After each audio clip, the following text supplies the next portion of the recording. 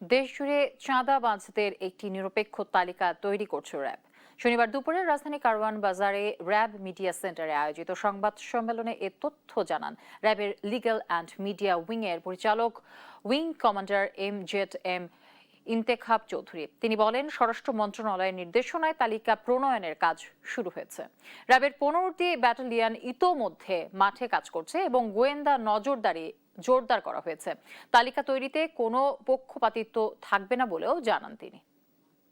সাম্প্রতিক সময়ে দেশের বিভিন্ন স্থানে অভিযান পরিচালনা করে মাননীয় স্বরাষ্ট্র মন্ত্রী একটি বিজ্ঞপ্তিতে বলেছেন, যে ব্রিফিং এ বলেছেন, যাতে আমরা যারা আইন শৃঙ্খলা রক্ষাকারী বাহিনী আছি, আমরা যাতে চাঁদাবাজদের একটি লিস্ট তৈরি করি, যেটা আনবায়াসড লিস্ট তৈরি হবে, এবং এই লিস্ট তৈরি করার পরে এই লিস্টের আওতাধীন প্রত্যেক অপরাধীর বিরুদ্ধে আইনানুগ ব্যবস্থা গ্রহণ করা হবে।